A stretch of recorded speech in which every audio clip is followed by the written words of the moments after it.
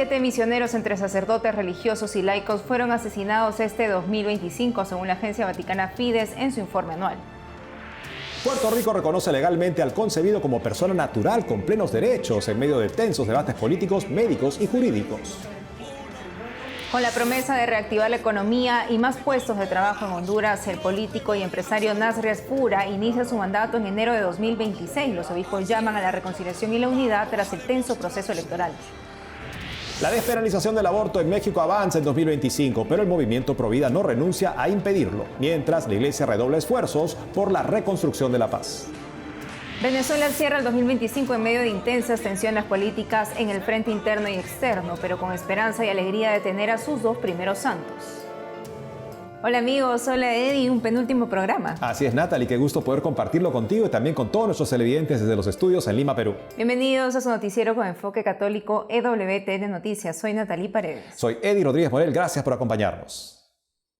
En el sexto día de la octava de Navidad empezamos las noticias con una estadística que recoge que 17 misioneros fueron asesinados en el mundo durante 2025. La agencia Fides Informativo de las Obras Misionales Pontificias publica este 30 de diciembre su informe anual, en el que documenta los asesinatos de misioneros y agentes de pastoral. El reporte incluye sacerdotes, religiosas, seminaristas y laicos que fallecieron a causa de su fe, en contextos frecuentemente marcados por la violencia, la pobreza extrema y las injusticias. En América se registraron 4 muertes, 2 sacerdotes y 2 religiosas. África vuelve a ser el continente más golpeado, con 10 misioneros asesinados, 6 sacerdotes, 2 seminaristas y 2 catequistas, mientras que en Asia fueron asesinados un sacerdote y un laico. En Europa el informe reporta el asesinato de un sacerdote.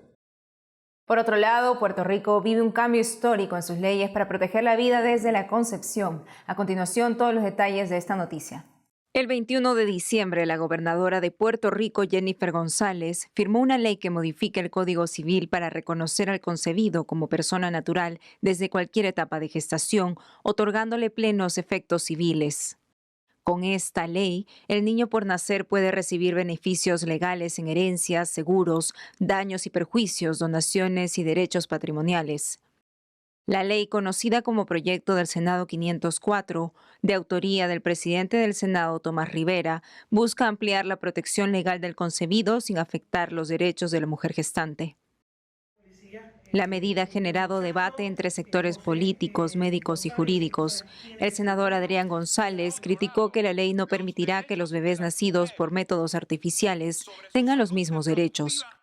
Aquellas que tuvieron que optar por un método de reproducción, de fertilidad artificial, porque no pueden cargar a la criatura que quieren tener en su vientre, en su útero, a través de laboratorios in vitro, embriones congelados. Esos no van a ser personas. El diputado Domingo Torres también cuestionó.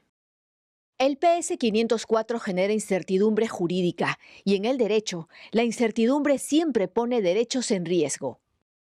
En rueda de prensa, el autor de la ley dijo que si algunos sectores quieren impugnar la ley, están en su derecho de hacerlo. Si ellos entienden que tienen la razón y derecho, pues ya veremos, que vayan al tribunal. Yo creo que es su deber hacerlo, ir al tribunal. Nosotros entendemos que no violenta ninguna disposición constitucional ni legal. El debate de la iniciativa empezó en junio de 2025, primero en comisiones legislativas y luego en el Pleno. El 19 de junio fue aprobada por el Senado con 18 votos a favor, 6 en contra, 2 abstenciones y 2 ausentes. Pero nosotros prometimos que íbamos a hacer lo que estamos haciendo y lo estamos cumpliendo el pueblo de Puerto Rico. La Asociación Provida de Puerto Rico calificó la promulgación de la ley a favor del niño por nacer como un paso histórico en la protección de la vida humana desde la concepción. En Puerto Rico el aborto es legal. Ponemos la atención sobre Honduras recomponiéndose con el presidente electo Nasri Asfura en el frente. A vísperas de la Navidad, el líder del Partido Nacional de Honduras fue declarado ganador de las elecciones. A continuación, un perfil del nuevo gobernante.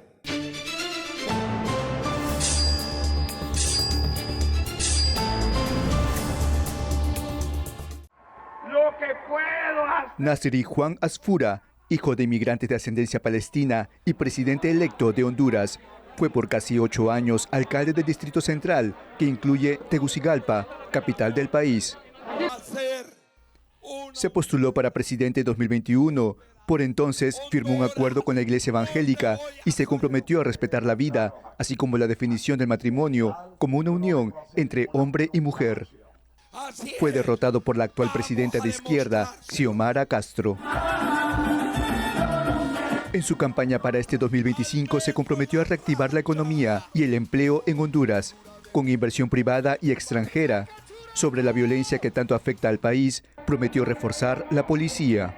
Honduras, no te voy a fallar. Y quiero que me acompañen con esto. Es hoy o nunca. Es hoy o nunca. Es hoy o nunca. Antes de las elecciones del 30 de noviembre, recibió el apoyo público del presidente Trump.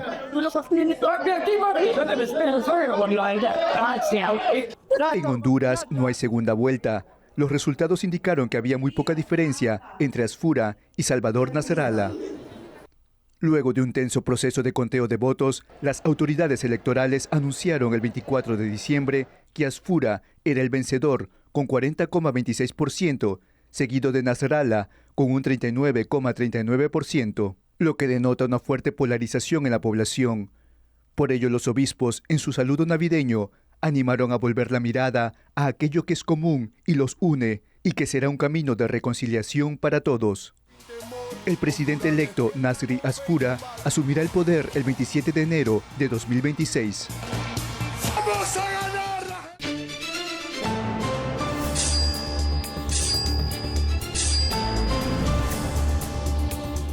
Llevamos nuestra mirada a México para hacer un repaso de los acontecimientos que destacaron en la vida del país y de la Iglesia en el 2025. Nuestro corresponsal Diego López informa.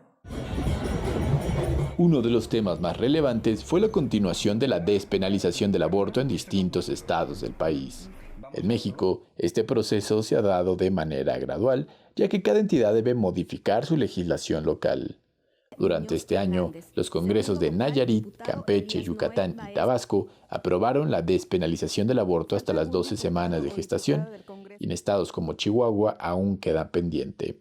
Con estos cambios, actualmente solo 8 de los 32 estados en México, el aborto es un delito. El obispo de Campeche calificó el aborto como un acto grave e ignominioso. Advirtió que los católicos que promuevan o apoyen esta práctica no deberían participar de los sacramentos. Habla expresamente de quien favorece el aborto prácticamente queda fuera de la comunión con la Iglesia, es decir, no puede participar de los sacramentos, tanto el que lo propicia como el que lo ejecuta o quienes colaboran. Pero si hubo un dolor constante para el país y para la Iglesia, fue por la violencia. En marzo, el asesinato de 8 jóvenes en Guanajuato, algunos de ellos vinculados a la pastoral juvenil, conmocionó al país. A lo largo del año, la violencia ligada al crimen organizado continuó afectando comunidades enteras en estados como Sinaloa, Michoacán y Guerrero. Esta violencia también golpeó directamente a la Iglesia. Durante este año, 2 sacerdotes fueron asesinados. El padre Bertoldo Pantaleón Estrada en Guerrero y el padre Ernesto Baltasar Hernández en el Estado de México. Además, varios sacerdotes resultaron heridos en ataques armados en Tabasco, Michoacán y Chihuahua, algunos mientras realizaban labores pastorales.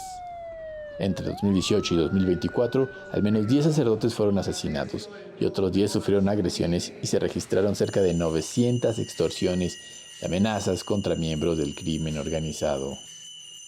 El asesinato de sacerdotes en el país ha marcado profundamente a la Iglesia y a México. Y callan esta voz porque los sacerdotes son estabilizadores sociales y al callarlos desestabilizan las comunidades porque entra el temor, entra el terror, entra el narcotráfico, la narcopolítica, la narcoviolencia.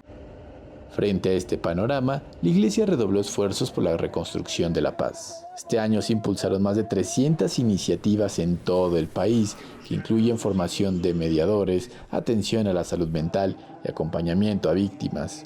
Una de las acciones más visibles fue el canje de armas por dinero, utilizando los atrios de templos católicos como espacios de desarme voluntario. La Iglesia también estuvo presente ante las emergencias naturales. Tras las intensas lluvias e inundaciones de octubre, En estados como Veracruz, Hidalgo, Puebla y Querétaro, brindó apoyo a más de 32,000 familias, enviando 455 toneladas de ayuda humanitaria. Cuando realicé la visita, se estaban planeando misas para celebrarlas juntos, porque la población cree que también es importante confiar todo esto al Señor, pedir ayuda y hacerlo juntos como comunidad. Por eso la Iglesia quiere transmitir este mensaje de cercanía y fe y de no perder la esperanza, porque juntos podemos superar todas las dificultades. En otro hecho significativo fue la muerte por cáncer del arzobispo de Tijuana, Francisco Moreno Barrón. Por otro lado, la visita de la reliquia de primer grado de San Judas Tadeo al país, que reunió a millones de personas. Así, entre desafíos, dolor y esperanza, la Iglesia Católica cierra un año profundamente significativo y se espera que para el próximo año esté marcado por la defensa de la vida, la libertad religiosa, la familia, así como la construcción de paz. En Ciudad de México, EWTN Noticias, Diego López. El año 2025 en Venezuela se caracterizó por profundos contrastes, penas y alegrías, tensiones y consuelos. A pocas horas de terminar el año hacemos un recuento de los hechos más significativos desde un enfoque católico. Nuestro corresponsal Andrés Enríquez reporta. Presidente de la Asamblea. El 2025 inició arrastrando la gravísima tensión política posterior a las elecciones presidenciales del 28 de julio de 2024.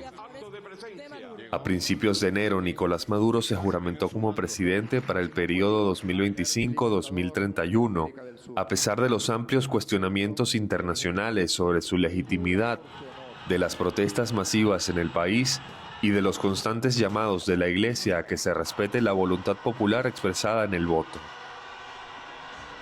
El episcopado venezolano pidió al chavismo que respete la clara y decidida opción por la democracia, que manifestó el pueblo con su participación y voto en las elecciones presidenciales, que según las actas electorales presentadas por la oposición, dieron como ganador a Edmundo González Urrutia por una amplia ventaja.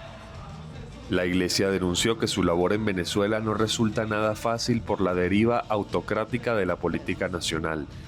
En medio de esta difícil realidad, el Papa Francisco aprobó en febrero la canonización de San José Gregorio Hernández y en marzo la de Santa Carmen Rendiles, una noticia que llenó de júbilo a todo el país y que marcaría el rumbo del resto del año para la Iglesia en Venezuela.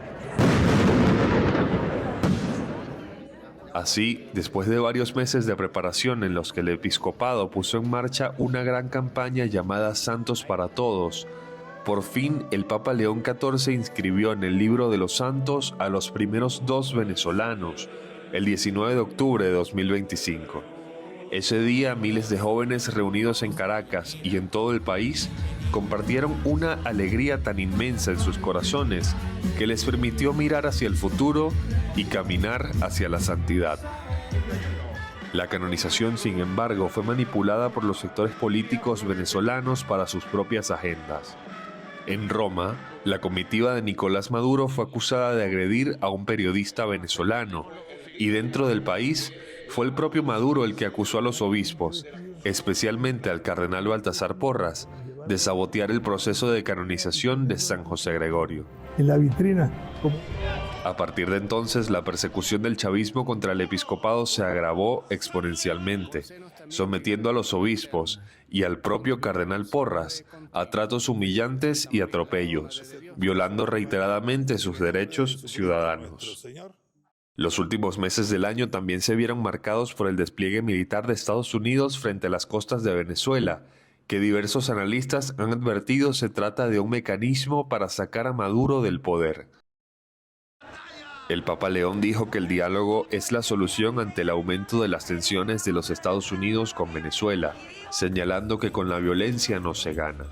Con esto último aún en desarrollo, la Conferencia Episcopal Venezolana aseguró hace pocos días que la gozosa experiencia del nacimiento de Jesús se ha visto ensombrecida por la agitada realidad nacional. Todas estas realidades generan inquietud y angustia en la mayoría de la población que ve tronchada su tranquilidad y paz en un tiempo tan especial como el de diciembre, señalan los obispos, pidiendo que de cara al 2026 se rescate el valor de la paz, que solo podrá construirse si las instituciones llamadas a servir al pueblo, principalmente el Estado, cumplen verdaderamente con su misión, fueron sus palabras. En Caracas, Andrés Enríquez, EWTN Noticias. Hacemos una pausa y al volver. La elección del Papa León XIV, obispo emérito de una diócesis en Perú, fue la noticia del año en este país. Recordamos la alegría de los peruanos. Además, otra diócesis en Estados Unidos se suma a las jurisdicciones de la iglesia en donde se dispensa de misas dominicales a los migrantes que temen ser deportados. Regresamos con más noticias con Enfoque Católico.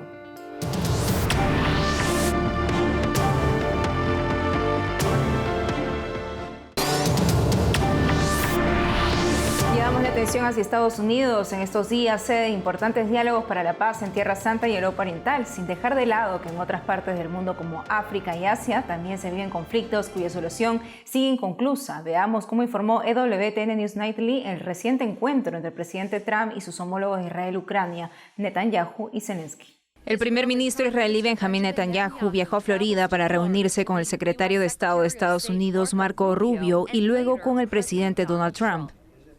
Apreciamos lo que ha hecho para ayudar a Israel y para ayudarnos en nuestra lucha común contra los terroristas y aquellos que quieren destruir nuestra civilización.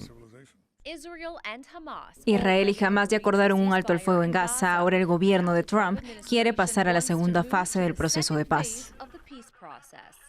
Si no ve que Hamás se desarme en el corto plazo que les está dando, ¿podría decirnos cuáles serían los próximos pasos?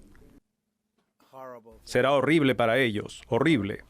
La Casa Blanca también impulsa la paz en Ucrania. La secretaria de prensa Caroline Leavitt anunció hoy. El presidente Trump ha concluido una conversación telefónica positiva con el presidente Putin sobre Ucrania.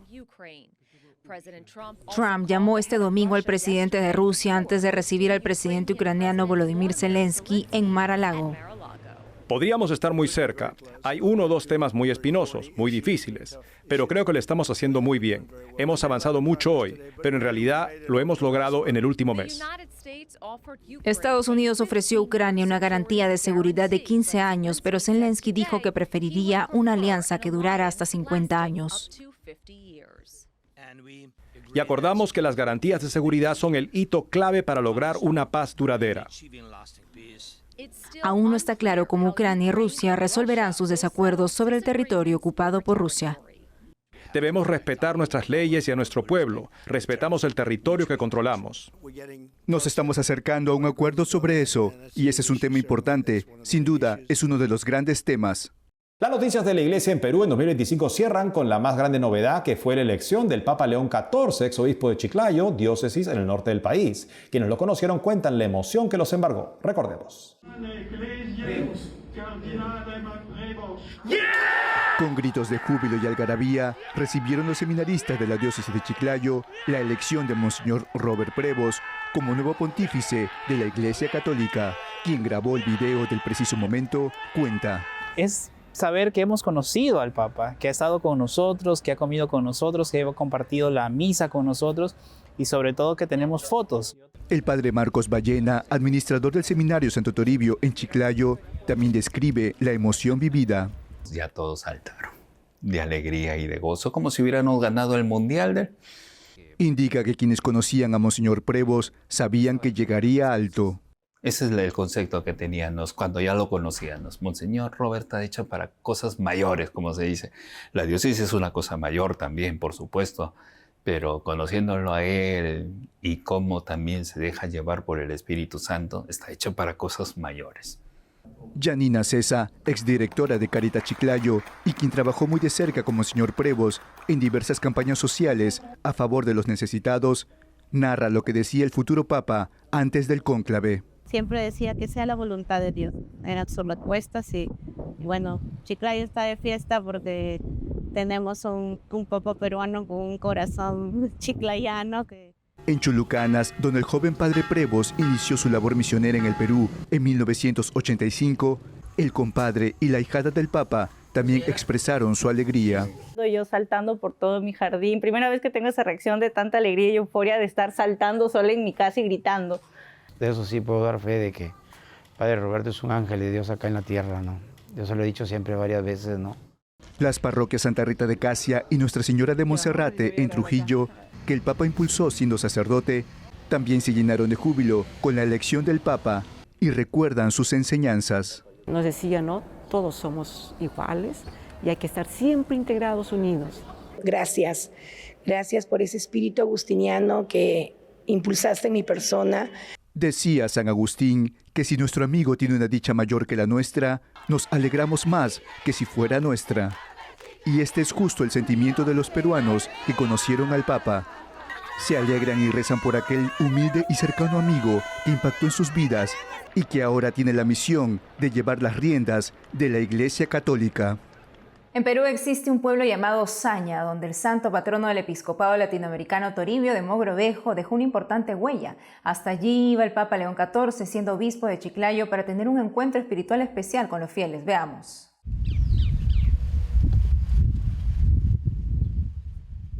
En una iglesia en ruinas, el padre David Farfán resguarda la tumba de Santo Toribio de Mogrovejo, patrono de los obispos latinoamericanos. Su misión la recibió de Monseñor Robert Prevost, hoy Papa León XIV. Está en Saña, al sur de Chiclayo.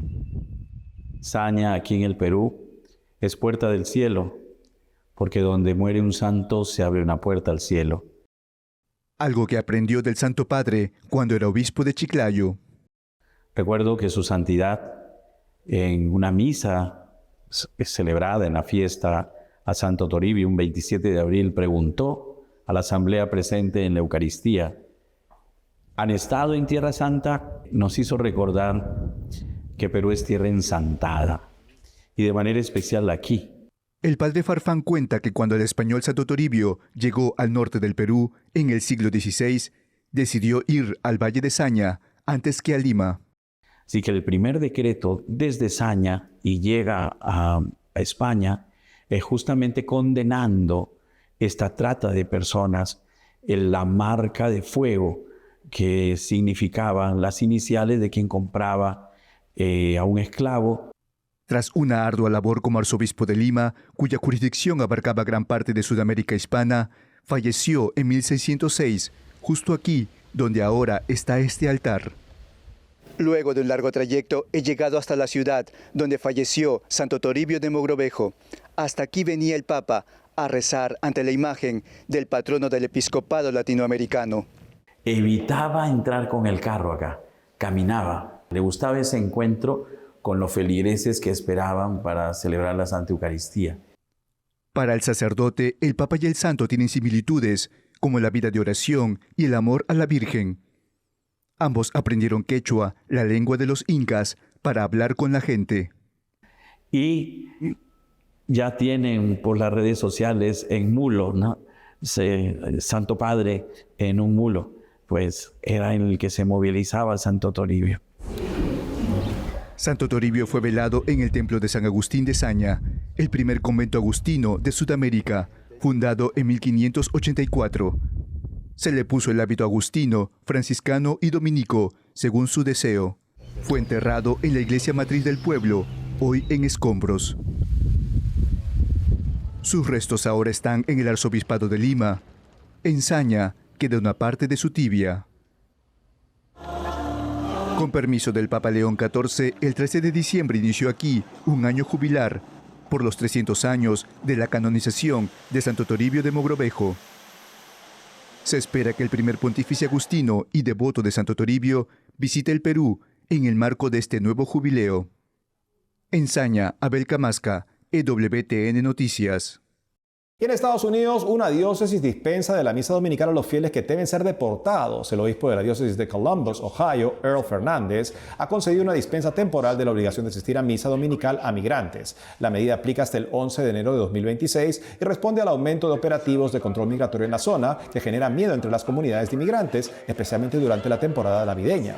El obispo explicó que tomó esta decisión tras recibir informes de párrocos sobre la disminución de la asistencia a misa por temor a detenciones y subrayó la importancia de la fe y la unidad familiar en tiempos de ansiedad.